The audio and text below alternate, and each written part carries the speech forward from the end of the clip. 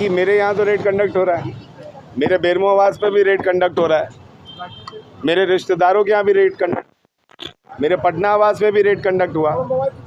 पटना आवास का पंचनामा में उन्हें कुछ पेपर्स मिले हैं, जो पेपर्स नाम तौर पे पड़े रहते हैं, जो मेरे घर का किराया आता था वो पेपर है। जो पंचनामा उन्होंने रिसीव करवाया है मेरे जो पटना आवास के मेरे जो घर को देखभाल करते थे उसका पंचनामा है। रांची आवास पर मेरे यहाँ जो कंडक्ट हुआ है अभी तक इनको कुछ मिला नहीं है, ज़बरदस्ती बैठे। कल को किडनैपिंग के तहत उठाने की साजिश होगी तो उसको ये कैसे बचाएंगे मेरे यहाँ? कल को मेरे ऊपर जान की खतरा बने रहेगी। ना इनको कुछ पैसा मिला, ना इनको कुछ डॉक्यूमेंटेशन मिले, तब भी ये जो है ज़बरदस्ती अपने सीनियर्स के कहने पे यहाँ पे डेरा डाल के बैठे हुए हैं।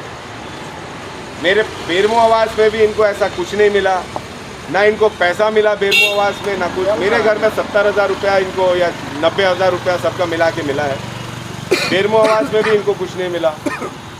मेरे बाद बाकी जो रिश्तेदार हैं पटना में, उनके यहाँ भी रेड इन्होंने कंडक्ट करके उनके घर से भी चले गए, उनके यहाँ भी कुछ नहीं मिला। अब ज़बरदस्ती बैठे हुए। हाँ, एक चीज़ पे ज़बरदस्ती प्रेशर किए जा रहे हैं कि आप जो घर बना रहे थे ना, तो जो मैं घर बना रहा हूँ 2005 में 2006 में मेरे पिता ने मेरी माँ के नाम पर घर लिया, ज़मीन लिया। उस ज़मीन को मैंने अपनी माँ को 10 लाख रुपया टैक्स पेमेंट करके स्टैम्प ड्यूटी निकाल के गिफ्ट डीड लिया। अभी उस ज़मीन के प्रति मैंने लोन के लिए विधानसभा में अप्लाई किया। आराम से यार, उस ज़मीन में कुल कंस्ट्रक्शन जो होगा कास्टिंग और कॉलम उठा के हमको क्या पता कि आपको 50 से 60 लाख रुपए का होगा, जिसमें से 20 लाख रुपए के करीब 18 लाख रुपए के करीब मैंने अपने सैलरी अकाउंट से वेंडर्स को पेमेंट किए हैं अपने रिलेटिव्स के थ्रू। अब उसके बाद मैंने भी इनको बोला, इनके प्रोसीजर में बहुत साफ कहना होता है कि आप अगर कुछ जानते हैं तो बोल दीजिए जानते हैं, अगर आप कुछ नहीं जानते तो बोल दीजिए नहीं जानते। अब मैंने इनको बोल दिया कि भैया मैं नहीं जानता हूँ और जानता हूँ, अगर कुछ होगा आप मुझे डिपार्टमेंट बुलाइएगा, मैं IT डिपार्टमेंट आके आपको संबंधित जो भी दस्तावेज आप मांगिएगा अपने CA के थ्रू और अपने थ्रू मैं आपको अवेल करा दूँगा। उसके चलते आप मुझे 2 दिन से घर में बंद करके मेरे बच्चों को परेशानी हो रही है, मेरे लोगों को परेशानी हो रही है, और इस तरीके का ये कार्रवाई कर रहे हैं। अजय सिंह मेरे रिश्तेदार नहीं है। अजय सिंह एक नॉर्मल व्यक्ति है जो मेरा बेरमो में राइवल है। वो BJP के हैं, वो पिछले चुनाव में मेरे पिता का विरोध किए थे, उनके घर से मिला है। वो मेरे पिता के काफी करीबी माने जाते हैं। बोल रहा हूँ ना भैया, ये तो मेरे पिता के करीबी थे, लेकिन जब मैं पॉलिटिक्स में आया मैंने उनका विरोध किया। वो मेरे पिता को छोड़कर BJP ज्वाइन कर चुके थे। उनका लाखों फोटो जो है पूर्व CMD गोपाल सिंह के बेटे बाजू जी और सांसद चंद्रप्रकाश चौधरी जी के कैंपेनिंग में आपको मैं दिखा दूँगा। आपके आवास में भाजपा की स्टिकर लगी हुई गाड़ी से पहुँचे थे।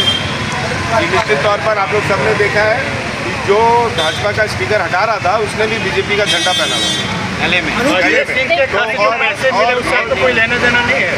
मैंने उनके सवाल का जवाब दे दूँ, मैंने उनके सवाल का जवाब दे देता हूँ, फिर आप आइए। आप कर्सी मेंटेन करिए, ठीक है।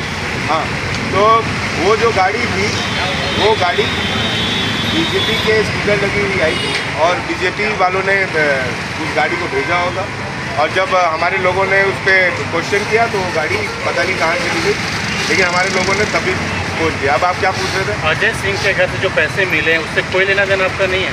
अजय सिंह के घर से क्या, अजय सिंह से मेरा लेना देना नहीं है। अगर आप मेरा सोशल मीडिया साइट उठा के देखिएगा तो जब मेरे पिता पहली बार बने थे विधायक, तो यही अजय सिंह के खिलाफ में हेमंत सोरेन जी के ऑफिस से ट्वीट हुआ था कि इनका घर खाली कराया है, क्योंकि ये एक मजदूर के नाम पर घर अलॉटमेंट करके रह रहे हैं। ठीक है, और मैं अजय सिंह का घोर विरोधी रहा हूँ, ये पूरा बेरमो जानता है। आप भी बेरमो जाके पता कर सकते हैं। आप बोल रहे हैं कि आपको कैद करके रखा जा रहा है, ये कार्रवाई देखिए, जब कुछ मिला नहीं इनको, इन्होंने सरकारी संपत्ति का दुरुपयोग किया, इन्होंने इतने पैसे बर्बाद किए रेड मारने में, रेड कंडक्ट करने में, और सिर्फ इसलिए क्योंकि मैं और प्रदीप यादव बहुत मुखर होकर बोलते हैं, और उस मुखर आवाज़ को बंद किया जाए ताकि हम लोग भी BJP में शामिल हो जाए। ये साजिश थी इनकी, और जब इनको मिला नहीं तो अब इनकी छिछी लेदर हो रही है, तो ज़बरदस्ती और कुछ करके ढूंढ रहे हैं। मैं तो बोल रहा हूँ कि अगर मैं गलत होऊंगा तो मुझे जनता सज़ा देगी, मुझे कोर्ट सज़ा देगा। आपको जो रेड कंडक्ट करना था आपने रेड कंडक्ट किया, आपने मेरे घर को सील किया, आपने सब सामान निकाला, आपने सब दस्तावेज को जांच किए, उस दस्तावेज में आपको कुछ मिला नहीं, आपने सब गहना निकाला, वैल्यूअर को बुलाया, 9 लाख का गहना मिला, आपने लॉकर्स जो पूछे हमने सब वो लॉकर्स बता दिए, वहाँ पे आपको कुछ नहीं मिला। अब ज़बरदस्ती आप यहाँ पे आके घर में किसी को भी बंद करके बैठे हुए हैं। मैं भी एक कैटेगरी में आता हूँ, मुझे भी सुरक्षा कैटेगरी मिली हुई है, लेकिन मैंने तब भी इनको कोऑपरेट किया।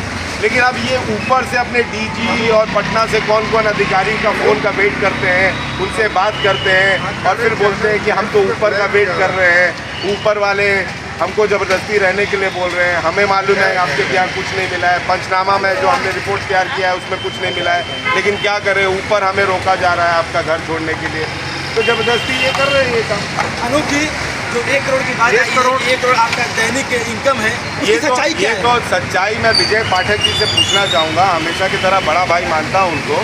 धनबाद से अभी आए हैं रांची, और शकील अख्तर जो उनका इनकम टैक्स डिपार्टमेंट का प्रेस रिपोर्टिंग करते हैं, ये शकील अख्तर से प्रभात खबर को पूछना चाहिए कि आखिर उनके पास कौन सा इंफॉर्मेशन आया विशेष सूत्र कि इन्होंने 1 करोड़ रुपया छापा।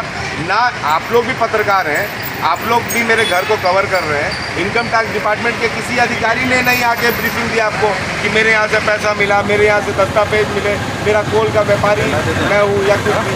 एक किस आधार पर प्रभात खबर के रिपोर्टर ने छापा कि 1 करोड़ रुपया प्रतिदिन मेरी कमाई है। अनूप जी, कुल कितनी राशि बरामद हुई आप? मेरे यहाँ से 90,000 के, पूरे बेरमो से भी और बेरमो से 50-60 हज़ार के, और रिश्तेदारों के यहाँ क्या छापेमारी हुई? रिश्तेदारों के यहाँ छापामारी हुई है, उसकी मेरी कोई जानकारी नहीं है, और रिश्तेदारों से मेरा कोई व्यापारी लेन देन नहीं है। रिश्तेदार मेरे रिश्तेदार हैं, आप मेरे रिश्तेदारों को मेरे नाम से जोड़ के जबरदस्ती में हरास किया जाएगा, तो ये तो गलत है। मैंने बोला तो मेरे यहाँ से 70,000-90,000 के करीब कैश और 9 लाख रुपए के गहने मेरी बीवी के लिए। कल भी रहेंगे क्या ये लोग? कल भी समय मांगा इनका बस चले तो ये मेरा घर छोड़े ही नहीं, क्योंकि इनको बीजेपी वालों ने भेजा है, इनको बाबूलाल मरांडी जी के कहने पे भेजा गया है, इनको हेमंत विश्वकर्मा के कहने पे भेजा गया है, इनको ऋषिकांत दुबे के कहने पे भेजा गया है। आपने एक बार फिर से हेमंत विश्वकर्मा का नाम लिया, क्या आपको लगता है पहले भी उनका नाम ले चुके उस वजह से हो रहा है? अरे भैया मैं तो बोल रहा हूँ बीजेपी वाले सब हैं, सब इन्वॉल्व हैं, इनको इसीलिए भेजा गया है। लेकिन जब 35 साल मेरे पिता विधायक रहे, मंत्री रहे, उनके ऊपर आज तक आयकर विभाग का छापा नहीं पड़ा, और उनके मौत के होने के 1.5 साल के बाद उनका बेटा जब विधायक बनता है, तो उसे तोड़ने के लिए आप उनके द्वारा अर्जित संपत्ति को आप आज मेरे सामने ला के प्रस्तुत करते हैं और मुझे बदनाम करने का साजिश रचते हैं। वो भी वो संपत्ति जो मेरे पिता ने नॉमिनेशन में, अपने लास्ट नॉमिनेशन में दाखिल कर दी। थैंक यू भैया